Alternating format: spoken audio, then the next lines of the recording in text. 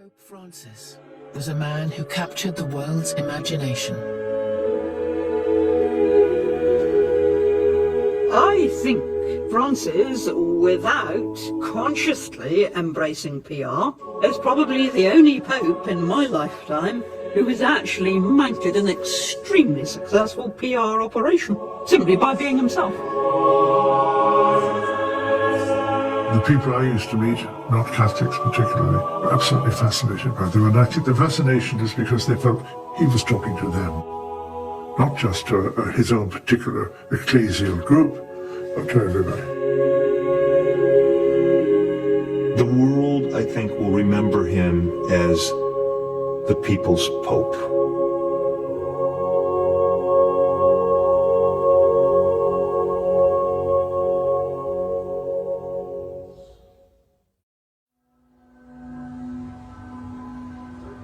It was a damp spring evening. St. Peter's Square was alive with expectation.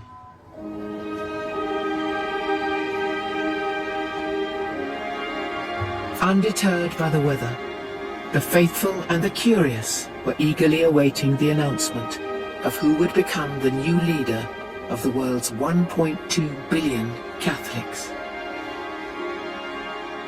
At 6:20 p.m., the white smoke coming from the Sistine Chapel signalled that the 115 cardinals had come to their decision.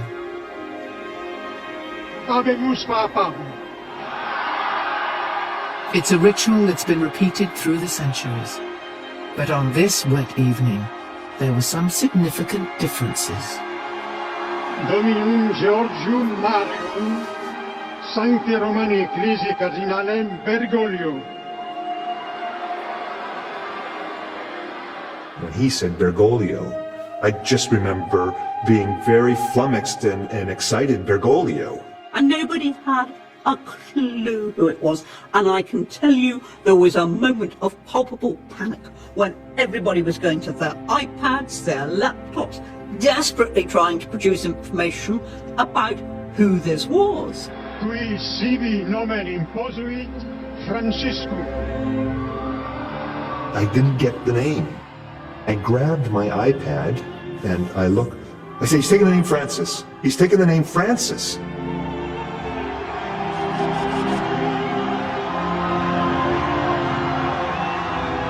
The 266th Pope was Argentinian Cardinal Jose Mario Bergoglio, former Archbishop of Buenos Aires and a member of the largest and most powerful religious order in the Catholic Church, the Jesuits. And whilst his name meant little to the waiting journalists, from his very first steps onto the balcony of St. Peter's, it was clear that this was a pope who meant to tread a very different path to his predecessors. When he came out, of course, the first thing he did was to stand in silence, looking quite honestly shell-shocked. And then, all of a sudden, he speaks. Buonasera. Just good evening. And a crowd just went crazy. Very simple, very simple. Voi sapete che il dovere del conclave There was the touch of humour, era di dare un vescovo a Roma. the little joke about how his brother cardinals had to go to the ends of the earth to find a successor for Pope Benedict. Sono andati a prenderlo quasi alla fine del mondo, ma siamo qui. I mean, we're not used to popes cracking jokes. They normally tell us very, very serious things, and often they speak in completely opaque language. There was just this extraordinary sense of warmth about him. Facciamo in silenzio questa preghiera de voi su di me. He said, Pregate su di me. Pray over me. Give me your blessing. And he put his head down on the balcony. You could hear a pin drop in the square. The Pope is asking the people in the square to pray over him. When did a Pope ever ask for that?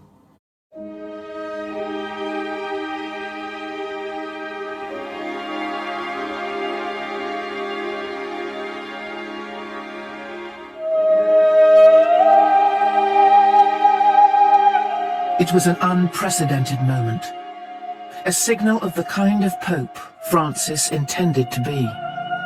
A Pope who acknowledged that he needed the prayers of others as much as they needed his. An ordinary man who talked with simple informality. A Pope of the people.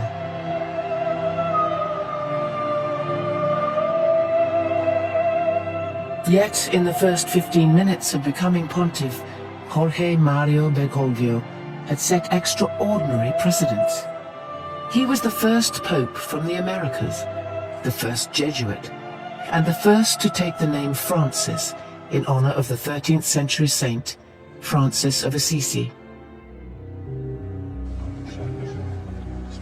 But behind the humility and simplicity of the man who faced the crowds in St. Peter's Square, there lay a rather more complex story. So who was Jorge Mario Bergoglio?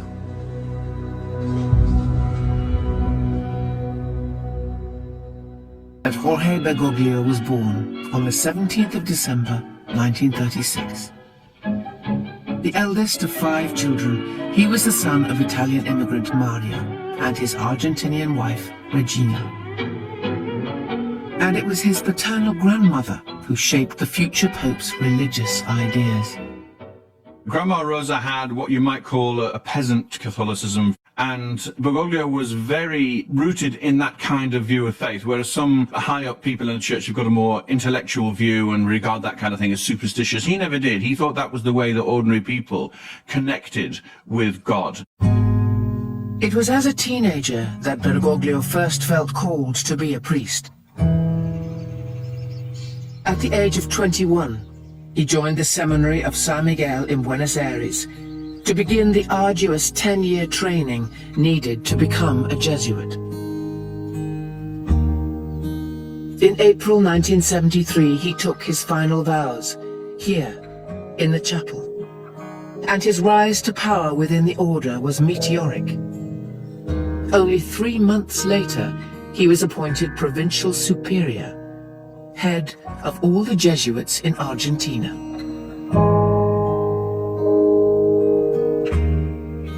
Father Bergoglio got promoted immediately, which is very, very unusual. The Jesuits in Argentina were very divided at the time, and it was felt that Father Bergoglio could bring them together and unite them, when in actual fact he did exactly the opposite. He made the divisions even worse. Bergoglio's promotion came at a time of religious and political turmoil in Argentina, leading to a crisis which many believe would haunt Jorge Bergoglio, shaping the kind of pope he would come to be.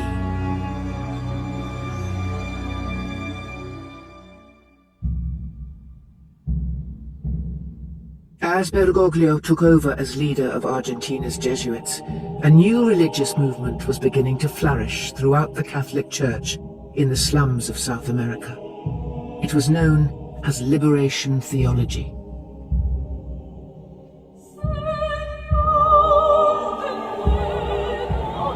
Its supporters believed they were called to work and live alongside the poor, and they were convinced that to make real change possible, they must engage directly in politics.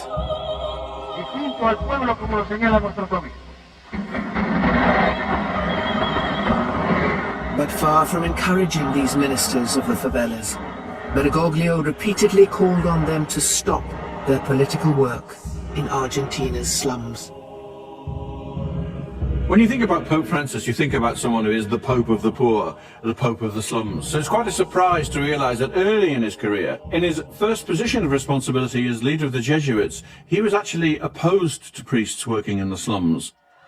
This is the paradox at the heart of Pope Francis. How did a man so resistant to priests working with the poor become a pope of the common people?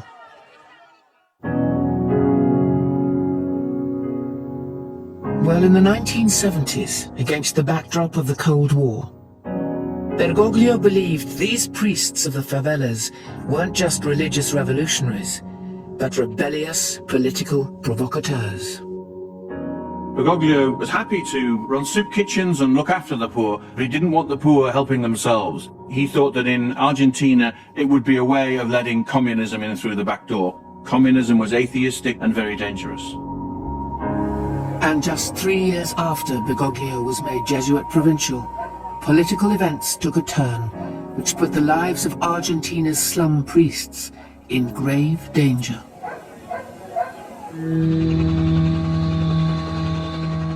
In 1976, a right-wing military junta, led by the heads of the armed forces, seized power in Argentina. Jorge Bergoglio, como todos los argentinos, no que fuera un sabio Jorge, sabíamos que el golpe venía. Él me vino a ver y me dijo, Alicia, lo que se viene es terrible. Y fue terrible. The military immediately began a terrifying crackdown on any perceived opponents. Inmediatamente que se produjo el golpe, empezaron a llevarse a la gente. Mucha gente fue desapareciendo. Fue muy cruel todo, muy cruel. They talk about 20,000 disappeared people. People who just vanished. Known as the Dirty War, its military leaders provoked extreme reactions in the Jesuits of Buenos Aires, leaving their provincial, Jose Bergoglio, torn between two factions. And the challenge really was, were you complicit with the military government? Did you stand up and oppose them publicly? Or did you do something in between? And there was a terrible tension. Bergoglio chose to say nothing. His silence against a regime that was killing thousands was one that even his friends were critical of. A Bergoglio se le criticó, y yo también lo hice, eso se lo dije en la cara, no por hacer, que no saliera públicamente a criticar al gobierno militar. Es cierto que no habló explícitamente, hizo muchas cosas explícitamente, pero no habló en público. But there may have been a reason for his reluctance to challenge the government. Less than 2 months after the junta took power, Jorge Bergoglio faced one of his darkest hours.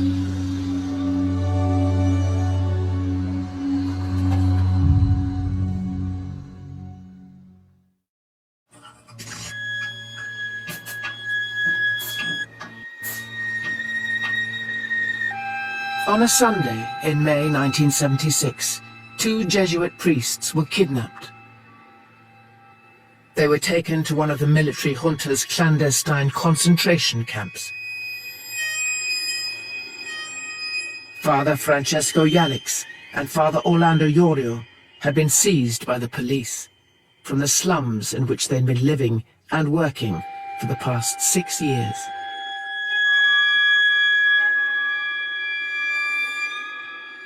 In this room, they were hooded, stripped naked, and tortured.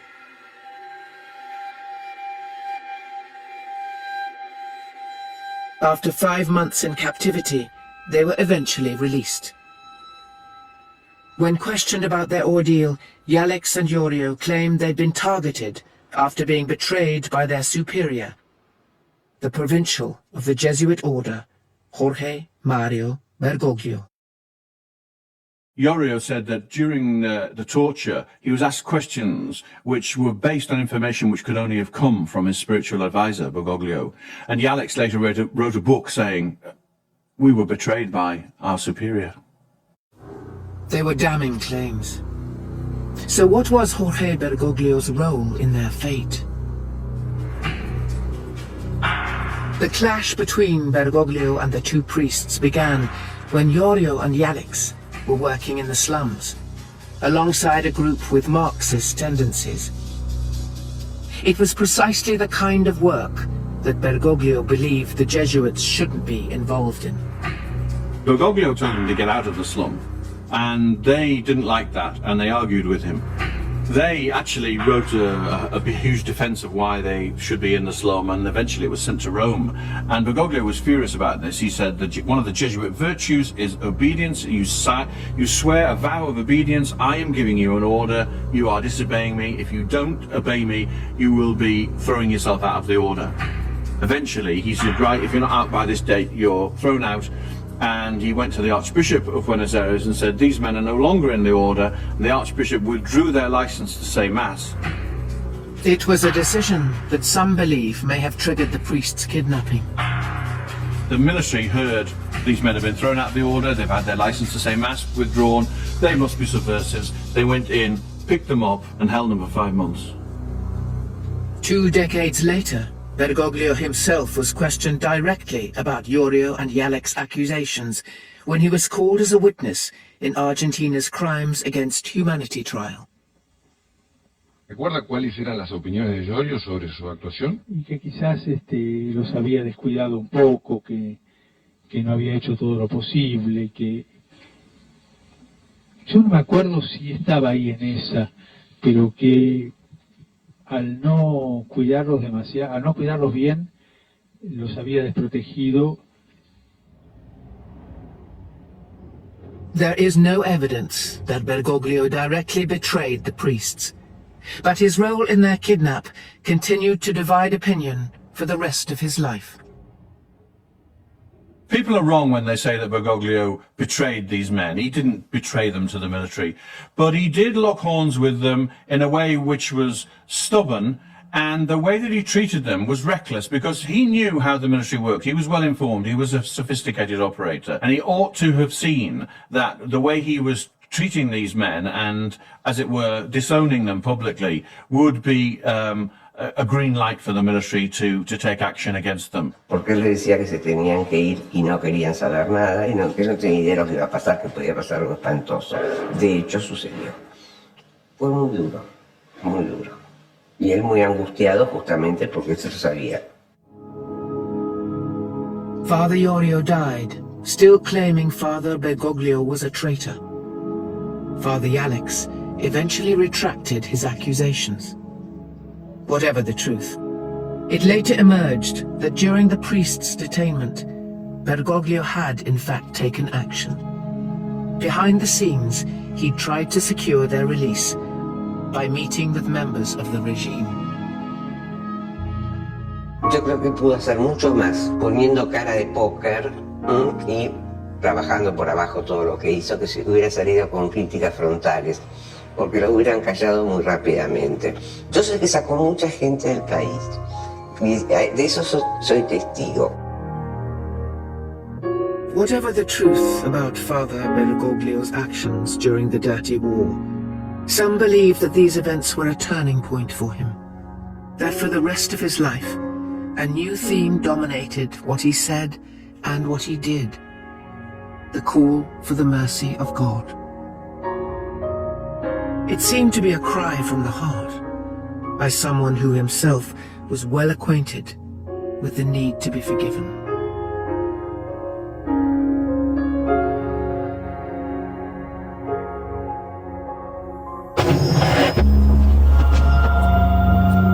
In 1982, Argentina's defeat in the Falklands War led its military junta to fall from power.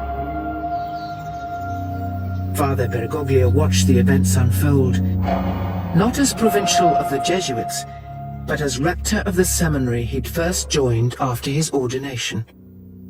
Soon after, he was stripped of his power as leader of his order.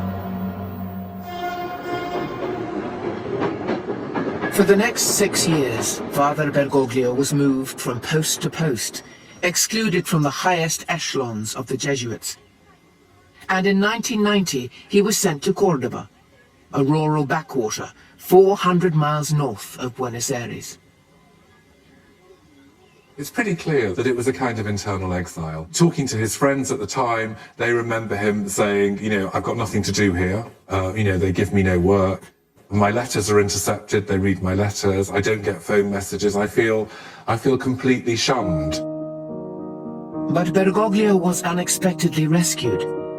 Early in his career, he'd impressed Archbishop Quaracino of Buenos Aires. And in 1992, the Cardinal petitioned the Pope directly to appoint Bergoglio as one of his assistant bishops. It was a controversial gamble, but it paid off. In 1998, Bergoglio succeeded his mentor, and far from being the authoritarian conservative everyone had known, Archbishop Bergoglio was a complete surprise. The man he was when he went to Cordoba and the man he was when he came away, they were entirely different. He'd been turned round 180 degrees. He'd stopped being arrogant and dictatorial. He'd become this icon of humility and listening, and his leadership style changed entirely. Complete revolution. And perhaps the most fundamental change came in his attitude towards the Church's work with the poor. More than 20 years after demanding his priests leave the slums of Buenos Aires, he quadrupled the numbers, living and working there.